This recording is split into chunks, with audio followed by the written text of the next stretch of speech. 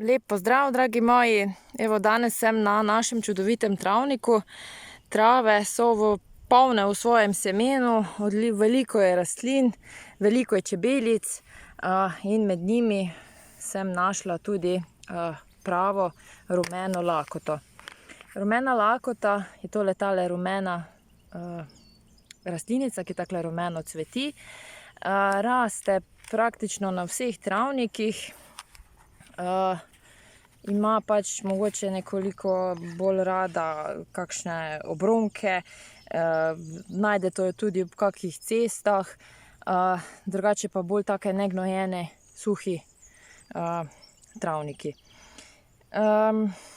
Zdaj nabirate jo nekje v poletnih mesecih, torej od junija pa vse tja do konec avgusta. Drugače pa v bistvu najbolje je, da kar stebelca zvežete, poberete stebelca, zvežete skupaj in jih date cele rastline sušiti. Potem, ko pa se posušijo, pa jih preprosto, bomo rekli tako, omužite, da pač potem imate samo cvetove, posušene cvetove in pa liste. V bistvu je to rastlina, ki čisti naše črevesje in pa ledvice. Uporablja se tudi proti rakavim celicam, deluje protivnetno, deluje kot nek diuretik, kot neko pomirjevalo in pa bomo rekli tudi kot nek tonik za naše, je kot nek tonik za naše telo.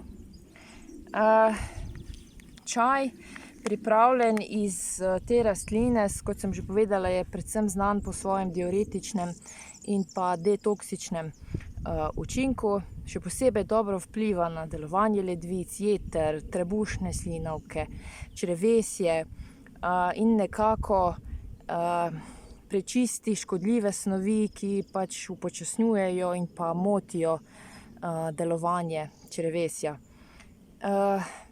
Najboljši je pač v glavnem, če ta čaj uporabljamo s kako preslico, z brezovimi listi, z koprivo, bom rekla, z peteršiljem, ker to so vsi diuretiki, ki pomagajo torej pri boljšem delovanju mehurja, nekako preprečujejo, zdravijo vnetje sečil in pa pomaga tudi pri topljenju ledvičnih kamnov.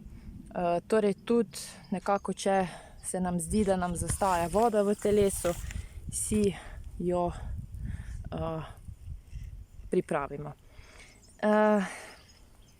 Torej, lahko jo uporabimo tudi pri povečani ščitnici, na ta način, da pač žličko prave lakote prekuhate v 2 decilitra vrele vode, pustite stati pol ure, precedite, ta čaj pa potem čim pogosteje uporabljate za spiranje grla.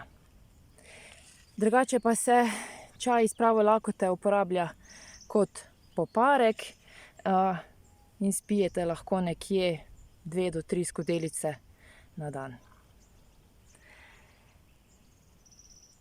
Tako, prava lakota v družbi drugih travniških rastlin.